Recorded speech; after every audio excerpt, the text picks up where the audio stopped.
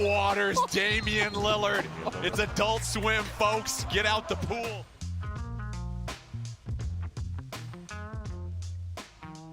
What's up, guys? Welcome to Birdwatch. I'm Christian Clark, the Pelicans beat writer for NOLA.com and The Advocate. Here pretty late on a Thursday night. The NBA draft lottery wrapped up about 2 hours ago, and I've got the Trailblazers-Lakers game on in the background. Jeff, it's not very competitive. My dream of the Trailblazers sweeping the Lakers in the first round, Charles Barkley's dream too. I don't think it's going to happen. Do you think he's going to put the broom away? I think he's going to have to. Yeah, that was pretty good though. I saw Bomani Jones tweet that Chuck looks like a man who hasn't used a broom or swept in 40 years. And it looked like the broom that my grandmother kept in her kitchen when I was a child. It's like, where did he even get his hands on a broom like that at the TNT studio? He must have brought it from home. He probably stopped at the dollar store on the way there just for that gag. But I thought it was good. Of all the Charles Barkley bits, I enjoyed that one the most probably. Yeah, that must have been just like chilling in the TNT storeroom. You know, it's been there since like 1987, you know, when Ernie Johnson still had a full head of hair, had the salad going. I think that's probably where it was. You know, this Lakers Trailblazers game was probably Damian Lillard's worst game since the NBA restart. He apparently dislocated a finger on his left hand. That's generally something that people are able to play through. I think Dirk Nowitzki memorably dealt with that in the 2011 finals. I mean, Dame's, of course, a righty, so he should be able to play through it. But, you know, not good if you are like me and we're rooting for chaos and a Trailblazers first-round upset. Yeah, it looked like it hurt. I think that's always, whenever you have an injury like that, it's less about whether you can play through it and more about your pain tolerance. Because... you know, and whether you can still shoot successfully. You know, one of the things that, you know, Dirk was able to play through finger injury, but he was never he was a shooter, but he wasn't a Dame Lillard type, just sharp shooter where he's pulling up from 40 feet. And I'm watching a replay of it literally right now. They're blowing it up on the TV to my left. And it looks like he caught his finger on Anthony Davis's heel. So even 2 years after that playoff loss, Anthony Davis is still haunting Damian Lillard. Jeff, after game one, we were tweeting back and forth about just Dame in his range and his ability to hit these shots from 35 feet. He's just incredibly accurate from deep range. And, you know, the more I've kind of read about that, I think it's really interesting that, you know, him having that skill in particular and using it in a game really goes back to the Trailblazers getting swept against the Pelicans in 2018. Kirk Goldsberry with ESPN has a really good article on how Dame became so proficient at the deep ball. And you can kind of trace it back to the Pelicans just trapping the hell out of him in 2018. You know, I think it's so interesting. We've talked a little since the season ended about, you know, great players are kind of defined by how they deal with adversity. I mean, Dame's response to getting swept in 2018, an embarrassment really, is exactly what you want in your face of the franchise. I mean, not only did he add stuff on the court, you know, like the crazy deep ball. I mean, it is incredible watching a guy be able to shoot, you know, from 35 feet like that. I mean, he has just been a joy to watch during the restart, but also, you know, from a leadership standpoint, him just holding the team together, you know, helping get them to a Western Conference Finals appearance last year, what he's been able to do this year. I mean, I think Dame is really, you know, tonight kind of put a damper on it, and, you know, the finger might change things, but I think he's really been the story of the restart. And I just don't think you could say enough good things about his leadership ability. Like, it's just so refreshing in this era of switching teams and social media passive aggressiveness to have Dame Lillard, you know, just say like, man, we're together and we can do this here in Portland. Like, I don't want to go anywhere else. I mean, I don't fault guys for changing teams. But, like, I just think what Dame has been able to do is refreshing and awesome, and we just need guys like that.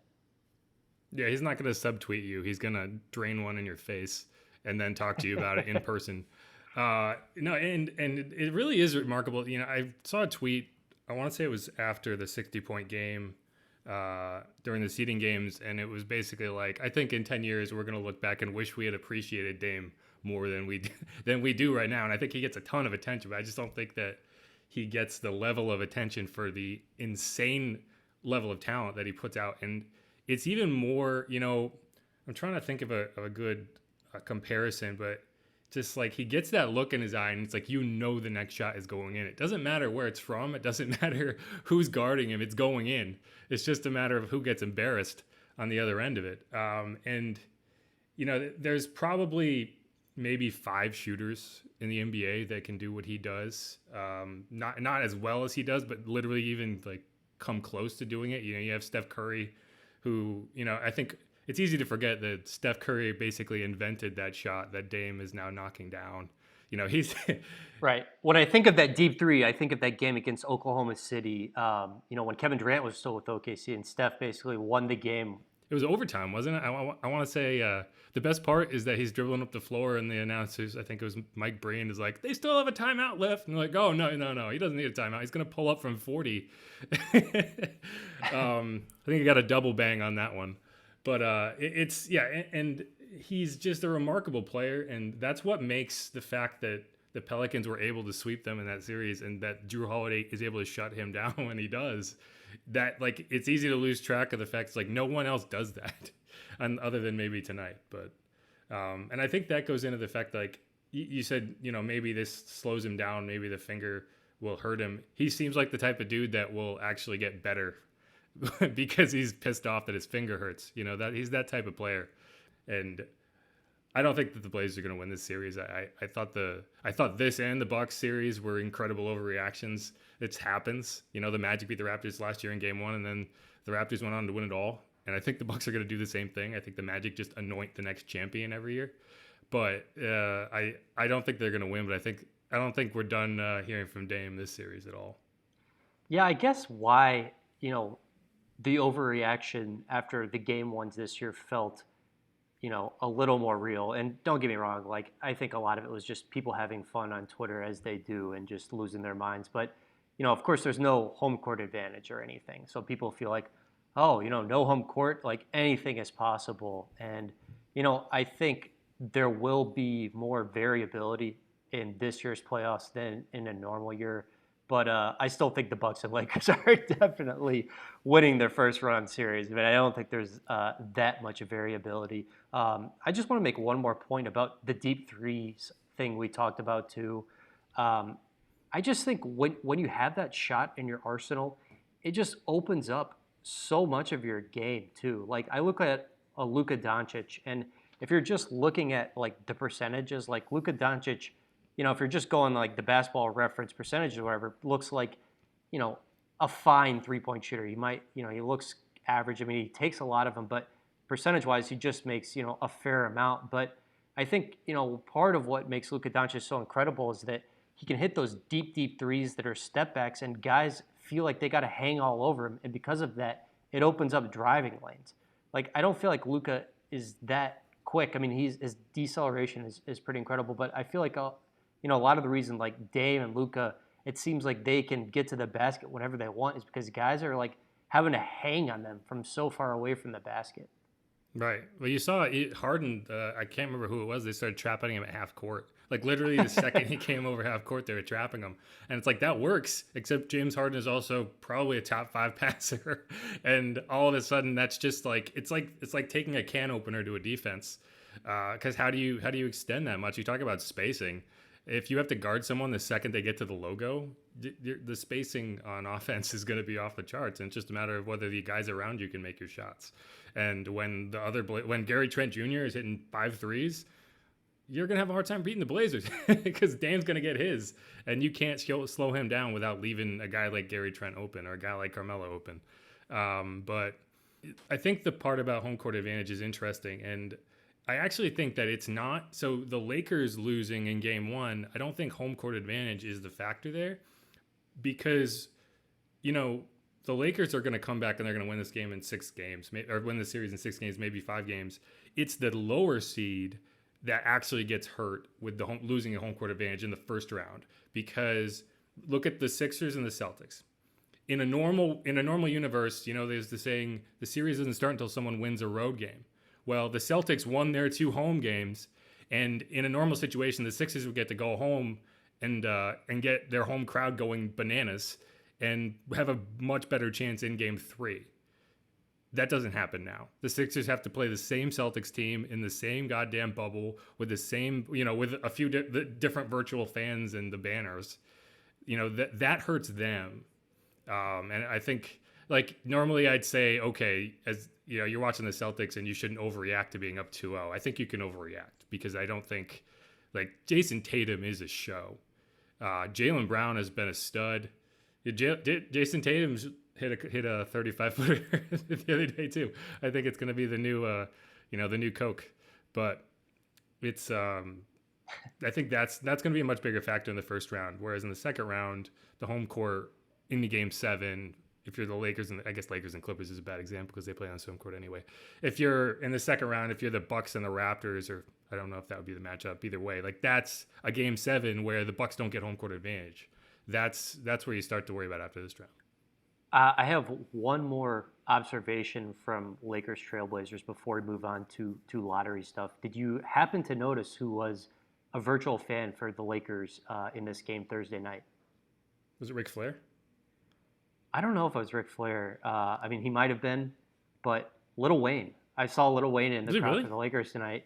And my thought on that is Lil Wayne was in the TNT Photoshop for the Pelicans Gone Fishing.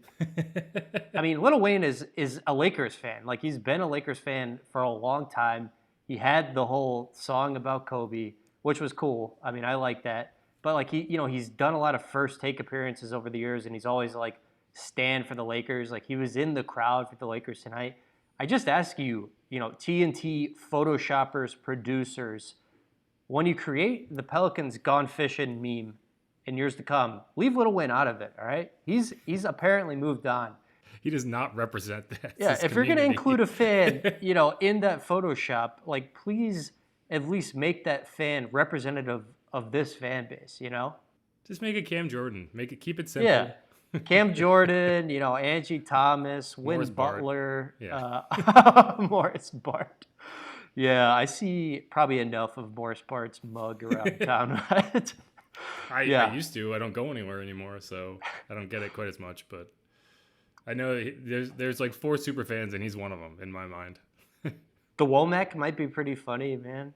I'll never be able to see that face and not think of put the Womack on him. Putting the Womack on him? Yeah, I wish some reporter would just do like a 10,000 word story on the personal injury lawyers in New Orleans, but we can save that subject for another time. We don't need to go down that road. We're not gonna do that on this podcast. Is that car insurance is pretty high here, Jeff. That was a pretty rude surprise when I switched over from Colorado. Geez. Yeah. I moved a block down the road from. I lived. It's technically uptown, but I think it was in Lil Wayne's hood. It was Holly Grove. I was like 2 blocks away from Apple and Eagle. But I moved up the street to Mid City, and my car insurance like doubled because Mid City's flood prone. And I realized later I should have just not updated my address because why would I? But I don't have a car anymore, so we're good. You don't love to see it. Okay, let's talk about some lottery stuff. Did the Pelicans get number 1? I can't remember. So no, they did not strike gold for the second year in a row. I don't even think that's an apt metaphor because, last year was striking gold. Like, everyone and their cousin and their dog and their sister and their relatives who lives overseas knew that Zion Williamson was the best player in the 2019 draft. I feel like if you ask 10 different people who is the best player or the best prospect in this draft, you probably get 5 or 6 different answers. The names I most consistently see towards the top, LaMelo Ball, the younger brother of Lonzo Ball, obviously, Anthony Edwards. I see James Wiseman in there sometimes. There are just a couple names, and the top of this draft is just not great. Like, of course, if you're the Pelicans, like, yeah, you want to leap into the top 4. You take that every time. At the very least, that could be used as a trade chip for you. But I kind of get the sense, or at least, if I was David Griffin or Trajan Langdon, I would not be that disappointed that, I didn't hit it in my 6% odds of leaping into the top four. Like, I'd be perfectly content at 13 this year because, I think could be a lot of like solid role players in this draft, but like, it doesn't seem like this draft has star potential at the top in the ways that a lot of other previous drafts did. Yeah, and so the broadcast had me rolling a little bit because it seemed like they didn't think ahead to the fact that there's going to be a slight delay when they cut to the team representatives. And like Trajan Langdon's a good example. Like they get 13 and he's like, his facial expression literally doesn't change. It's just like pure RBF the entire way through. And it's like, oh, good, cool. Glad we saw Trajan on that. Maybe give him like 3 seconds to say, like, give you a thumbs up. Well, to be fair, I don't think Trajan's expression would have changed even if the Pelicans had landed the number 1 pick. Like, he's just kind of a stoic guy, Yeah, I mean, we can't. It seems like a lifetime ago that Alvin Gentry was bruising people's hands in the green room after they got number 1. That was literally last year's draft lottery. But it's like, it seems just like a different world. But this draft is funny because it's fitting that LaMelo Ball is in this draft, because if I had to compare it to a recent draft, I would compare it to Lonzo's draft where, the 76ers were so confident that Markelle Fultz was the best player in that draft. They traded up, and the Celtics traded back to 3 and picked Jason Tatum after Lonzo Ball, who I don't think it's really a debate as to who the best player of that group is right now. I mean, Markelle Fultz is actually playing basketball at a reasonably high level now, so that's good to see. You got to be happy for him after the crap he had to go through. And Lonzo has been up and down. He's a good player, but he's definitely been up and down. So I mean, and this is the same situation where, if Anthony Edwards goes number 1, it's like, yeah, he might be the best player in the draft, but it could also be Obi Toppin going at 5 or James Wiseman going at 7. This mock I'm looking at right now has him going at 7, but it also hasn't been updated, so it has the Bulls taking him at 7. The Bulls are actually picking at 4. But I think that we were talking about this before we came on, and I think for the Pelicans picking at 13, it's a little bit of no man's land in terms of you don't know who's going to fall there. There's a lot of variability in terms of how the draft goes, and I think that they need to look across the hall and take a page out of the Saints draft strategy, which is the Saints never worry about who's going to fall to them. They identify their guy and they go and get him. A few years ago, they wanted Marcus Davenport, a guy out of UTSA that nobody knew about, and they traded 2 first-round picks to go and get him. This year, they traded half their draft class to go up and get a guy in the 3rd round that no one had ever heard of out of Dayton. And I think that type of strategy is the same type of strategy I want to see the Pelicans hone in on this year, because I can't say who the best player in this draft is going to be, but they need to identify the guy they think is the best player in this draft, and wherever he is, wherever they think they need to go to get him, they need to get there. They have the assets, and it's just a matter of being aggressive. And I think that I think last year they made a big trade with the Hawks that on draft day, and so it's clear that David Griffin has no qualms about moving in the draft. So I think that, whether they have to get that guy, who knows? But I think that if there's if their guy is Devin Vassell and they need to go up to 9 to get him, they make that trade. You have to be willing to do that because you already have guys like Didi sitting over in where is he? Sydney? I want to say just wrapped up a season for the Sydney Kings. Yep. Right. It's like you have guys like that who you feel like have a chance to come in and contribute. It's like you're not just adding more names to that pile. You need to be confident in those names. And I've kind of been rambling on here, but I think that's really important that the Pelicans continue to be aggressive in their strategy to add players the way they have been so far. Yeah, I mean, if you just look at their picks in this year's draft, I mean, not only did they have 13 in the 1st round, they've got 39 in the 2nd round, they've got 42, and they've got 60. So they're going into this thing with 3 second-rounders. I would be surprised if they ended up using all of those second-round picks. I would guess that they do, some wheeling and dealing with that. If you just look at, they have basically 10 guys if you include Brandon Ingram, who's a restricted free agent, and Darius Miller, who they have an option on, who are under contract for next season. Yeah, I mean, I just have a hard time seeing them, take 3 players in the second round or whatever. Is there any universe where they don't end up with Trey Jones? add to the Dukies on the roster. I feel like they have 3 second-round picks. If they have to package all 3 to go up 2 spots to get Trey Jones, I feel like they're going to get Trey Jones. It would just be so out of character for them not to end up with this guy. And he fits what they do. He's kind of like a Drew Holiday clone.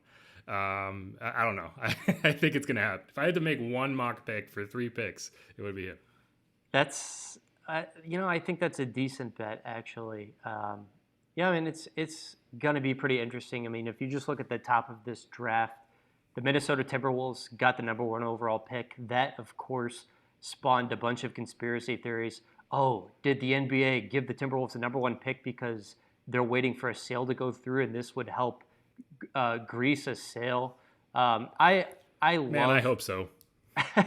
I love NBA draft lottery conspiracy theories. I mean, they're like probably my favorite conspiracy theories on earth. The frozen envelope with the Knicks and everything. It's just good stuff. I mean, it's, especially with Stern, it was very believable. With Adam Silver, I'm less inclined to believe it. Here's the thing. If there was a conspiracy theory in the NBA, it would not be to benefit small market teams. Like, if the Knicks had gotten the number 1 pick and you wanted to say, oh, the NBA really wants the Knicks to be successful because they make the league a ton of money, then I would be like, okay, it still doesn't make sense, but I at least plausibly understand why you would think that might be the case. The Knicks have gotten screwed 2 years in a row. The Warriors kind of got screwed this year. So I just don't see it, man. It's just funny because, God, it must be brutal to be a Knicks fan. Yeah, imagine having to root for the Knicks. I mean, it has to be horrible. And God help, whatever rookie they bring in who's going to have to play 43 minutes a night under Tibbs. The Warriors did not get screwed in this draft. They ended up with the number 2 pick. To me, my early instinct is they either take James Wiseman. They just have so much money tied up in the point guard position and on the wings. They don't really have a center. Or they use that asset to trade. Those are the 2 options that seem kind of logical to me at this point. The Hornets got the 3rd pick. I'm hoping they take LaMelo Ball, mainly because I want LeVar Ball's son to play for the same franchise as Michael Jordan, and hopefully we finally get that one-on-one game between LeVar Ball and Michael Jordan. Who you got in that one, by the way, Jeff? LeVar Ball and Michael Jordan? Yeah. Everybody LeVar Ball else. versus the GOAT.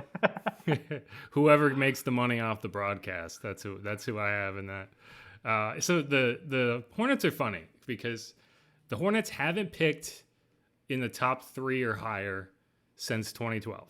And if you remember 2012, that was the year that they were the top odds to get the number 1 pick, and the Pelicans jumped them. And the Pelicans ended up taking Anthony Davis, and the Hornets ended up taking Michael Kidd-Gilchrist, who at the time seemed like a slam dunk pick until it came out that he literally couldn't throw the ball into the ocean from the free throw line. Well, here's how much I know about drafting. I was telling my friends, I was swearing to them, Michael Kidd-Gilchrist is the next Scottie Pippen, you guys. But continue. Well, I mean, at the time he was coming off the title, and that goes into my next point too, NCAA tournament title, and the guys. But it's made even worse by the fact that the players they passed on in that draft. Next pick, Bradley Beal. Number 6, Damian Lillard. Guy we spent the first 10 minutes of this episode just heaping praise on. They could have had him. They got Michael Kidd-Gilchrist. The only thing worse is the Cavs taking Deion Waiters at number 4. That was a brutal draft it's the complete opposite of this draft where you see the stars and it's just a matter of if you get the right one. And and there were several teams that didn't. They picked Thomas Robinson by accident and didn't realize that he just didn't have it. But, it's funny because part of the reason that Michael Kidd-Gilchrist seemed like a slam dunk was because he was so dominant in college next to Anthony Davis. And they ran through the final or the NCAA tournament. They didn't even really get pushed. And, that kind of like honeymoon effect heading into the draft has a big impact on where people go.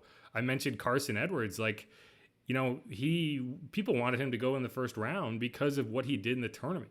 And this year's draft is so weird because you just don't have that. The Pelicans have 3 second-round picks, and that's the position where you might be able to pick up a guy who, a guy who just showed up at the NCAA tournament and, got fawned over by, I can't think of an announcer, Clark Kellogg. We'll go with Clark Kellogg.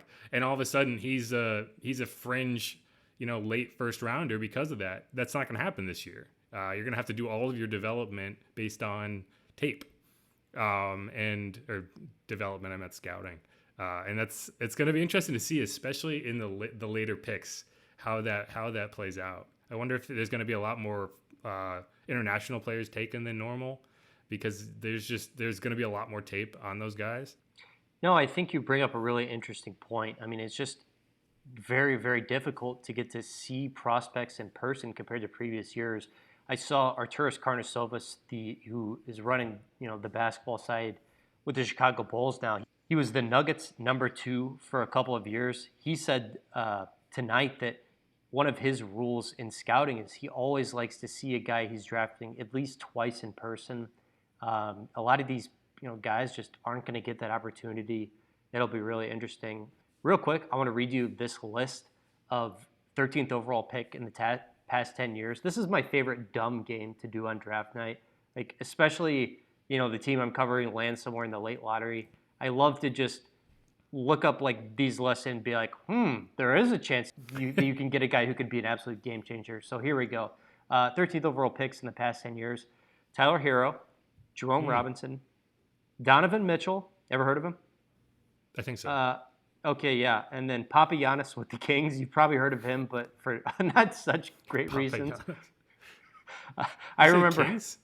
Yeah, the Kings took Papagiannis. That's just his last name. I thought it was like a joke for Giannis. No. Giannis Antetokounmpo went in that range, so I thought maybe it was a joke. No. I don't even know who Papagiannis is. Yeah, exactly. Continue. Devin Booker, Zach LaVine, Kelly Olynyk, Kendall Marshall, the UNC legend, Markieff Morris. Him and his brother went one pick apart. I would love to know, of course they did. like I want an oral history of how did we decide this Morris brother was better than the other one. I would read. Well, if you were gonna take that one, it's like we'll take either one. They're the same. So if you went one pick before, you're like, okay, we'll just take the other one. Yeah. One of my favorite NBA stories is when they were both in Phoenix. They lived together and shared a bank account. And they have identical tattoos too. And unfortunately, it doesn't look like the Ball brothers are going to get that chance. I think LaMelo will be off the board long before the Pelicans pick at 13. And then my last one was Ed Davis. So it's a pretty interesting mix there. I mean, there are at least like 4 star players on that list. I remember Devin. You said Devin Booker. I mean, there's a couple that you think are going to be pretty good, and you just don't know. I think Hero's going to be an excellent player. Yeah, so recent history would suggest that you can get a helpful player there. I mean, I don't think guys develop. It takes guys, longer to develop sometimes. Just because you get a talented player there, it doesn't necessarily mean that, he's going to produce for you on his rookie contract. I mean, oftentimes it takes guys, until their second contracts to be, really plus NBA players. So I don't think that means that much. But yeah, I mean, I think the Pelicans are in a decent spot here. Like we said earlier, with all the assets they've got, not only this year, but in years to come, there's a chance they could do some wheeling and dealing. I will say, like, what I said before goes both ways, right? Because it's not always the case that someone who shows up in the NCAA tournament and people just become aware of them is a bad player. I mean, that's Stephen Curry. Like, you could end up with Stephen Curry, or you could end up with, Thomas Robinson, like I said before, So what if a guy like Marcus Howard, for instance, is a much better player than people realize until you see him on that national stage, and he's just pouring in buckets. Like, I think he would have been in this NCAA tournament the Carson Edwards of last year. He's the Marquette guard. He just shoots the lights out. A guy like Nick Richards for Kentucky, who this mock draft has him going 53rd overall, the 6'11 center. He probably would have been in the Sweet 16 getting a chance to show off, but he's not going to. So I think there's a chance where, especially in the middle of the first round, if your scouting is there and you're doing your due diligence and you're able to ID these guys, you have a chance to pick up a guy like a Devin Booker in that spot. The darling of Pelicans Twitter right now is Alexei Pokashevsky. Pokashevsky. Pokashevsky. I think. Oh, he's Serbian. Yeah, he's Serbian. Okay. That makes more sense. 7 foot center, skinny as a rail. My only take on that right now is that he would look absolutely hilarious next to Zion. He's listed at 200 pounds and he's over 7 feet tall. I've seen the meme going around that Brandon Ingram and Zion Williamson look like the Apple Jacks logo. If they paired Zion and Poku, they really would have the Apple Jacks logo thing going on. That's my only take on him right now. Yeah, and that's the other thing. It's like, for me personally, the NCAA tournament is when I get to see a lot of these guys. Because I'm not going to be able to take the time to look at all of these players, especially the international guys notwithstanding. But that's just when you get to see these players on a national stage, and especially in the first round where everyone's playing, and you're just not going to get that. So it's like there's a lot of guys that I think are good that I probably haven't taken enough time to actually know that for sure. One of the few guys that I have taken the time on is Obi Toppin. I'm a very big fan of that kid, but he's another guy that Dayton doesn't play a lot of national games. It's very limited time you get to see him play, and maybe he'd be the number 1 pick if he got a chance to show off on a national stage. Maybe that would have been an overreaction. Or maybe he would have hurt his stock. Maybe he would have been Glenn Davis year 2. People learned too much about him and he fell down. And you just don't get that. So, yeah, I mean, the Pelicans all along, the confusing part for me was I didn't quite understand the plan right away that when they went to the bubble, those games didn't count for the seeding. So, like, in my head, if they lost all their games, they would actually help themselves seeding or draft lottery wise. That wasn't the case. And once I figured that out, those last 2 games just seemed like even less than a scrimmage, because at least in the scrimmage, you're working towards something. That's just like, please don't break your leg, Jackson. Yeah, rooting in against injuries. That was literally it. The last 2 games. Now that we've both established that we're both underinformed generally about this draft class, I want to ask you 2 questions. The draft is scheduled for October 16th. We got about 2 months for us to get to know some of these guys. But right now, about 2 months out, if you were picking at 13 for the Pelicans, who would you take? And then who do you think the Pelicans would take? And I'm not allowed to trade. I have to pick at 13. You can't That's trade. what I'm telling myself. So this is always difficult because, like I said, I'm a big Obi Toppin fan, but I can't reasonably say that he will be on the board at 13. So I can't say Obi Toppin. I just want them to draft a guy like James Wiseman, but he will not be on the board. That's why I think, like, if there's a guy that they want, they have to go get him. But it's so tough because you just need a wing that can make shots, in my opinion. And I like where you're going. The guy I look at is Precious Achiuwa, but I've watched him play too much, and I don't see it. I really like Cole Anthony. I don't see them taking a guard there. I'm just trying to go through this list. I like Vernon Carey. He's probably gonna be too high at that spot. But I think they need a big center, and I don't think that they're going to bring, they might bring Derek Favors back, but if they bring him back, it'll probably be a mid-level, and they need that strong center or that flex wing. So if I'm drafting, I'm probably going to take a guy like Vernon Carey or trade up for James Wiseman, even though I'm not allowed to do that. If it's the Pelicans, I'd guess they take a guy like Devin Vassell. Am I saying that right? Is it Vassell? Second one. Out of, where is he? Florida State. He's a 6'7" shooting guard. Gives them a lot more flexibility on defense. again, I don't know enough about these guys to really make an informed opinion. The other guy, the Okongwu out of USC, is intriguing too. I've seen him a couple times. Did you know Okongwu was high school teammates with Lonzo Ball? He was part of that Chino Hills team that went 35-0. LaMelo Ball was on there. LiAngelo Ball was also on there, and then Eli Scott, who's at Loyola Marymount. He might get a chance to be in the NBA next year. But you did not want to run into that team in high school. Yeah, it's a match made in Chino. But yeah, that's what I would go with. Again, underinformed opinion. I think that the interior defense this year was mind-bogglingly bad.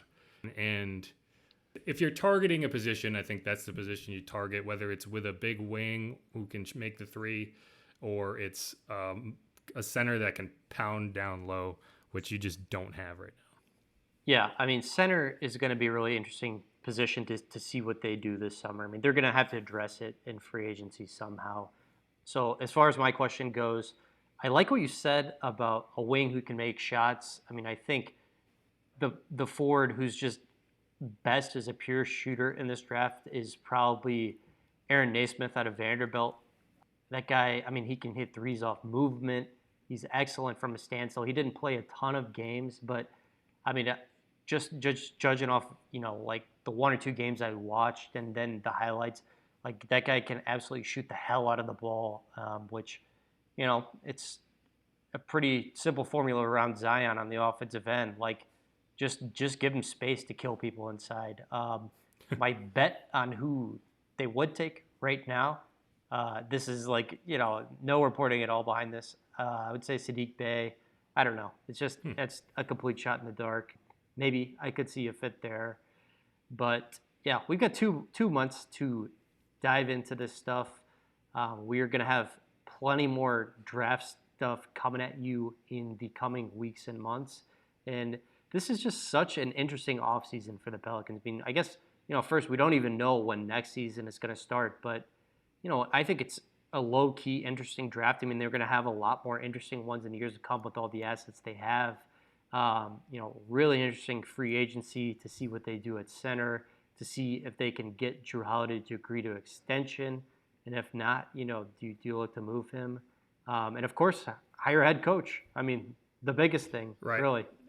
And that's the other thing that we didn't even mention. It's like, as you look at this roster, who they bring in at coach and the system they're going to run is going to be vitally important to how you view these players. If you're going to bring in a guy like Kenny Atkinson and they're going to still run this kind of go system, then that you target a flexible wing who can switch on defense and get up and down the floor.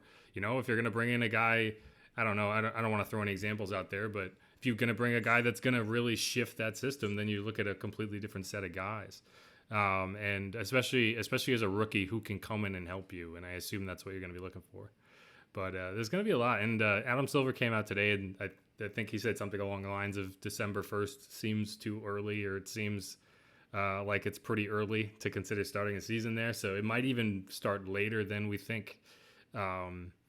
And when you start pushing it back even further, you start going into territory of permanent season shuffle where you're never going to have it come back to the paradigm that we were at, which, maybe that's a good thing. Yeah, I think the finals, Game 7 of the finals, if it goes that far, is supposed to go to like October 13th or something like that, I believe. I mean, the draft is scheduled for October 16th. Like, I'm assuming the Pelicans will have a head coach hired by then, but I don't know. I mean, I'm not 100% sure. I mean, Griff said during that availability that they want to be able to sit down with some of these candidates in person. I mean, say there's a candidate whose team makes it to the NBA Finals. I mean, the timing on that could be tricky. I mean, I would imagine they do, but it's going to be really interesting. The timelines are so weird right now.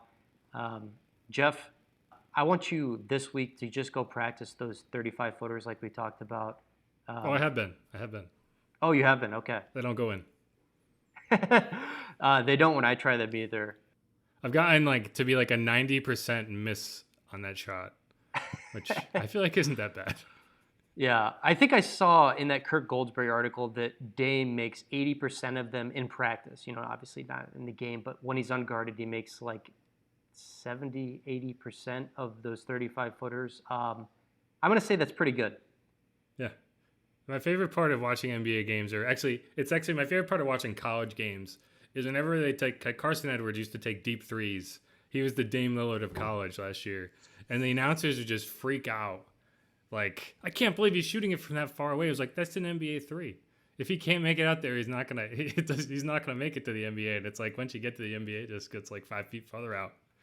And it's like, yeah, okay. It's a better shot. This is the argument I make, is he's going to shoot a better percentage on an unguarded 35-footer than he's going to shoot on a contested, 27-footer or whatever the distance is at the break. So why not? Why not shoot an unguarded shot? And then if they decide to guard you, then you have everything else. Anyway, we just kind of did like a full loop, but it's a good loop. The lesson from this week: shooters shoot even if it's from 40 feet away. Thank you guys for listening this week. We will be talking to you soon next week. Yes, sir.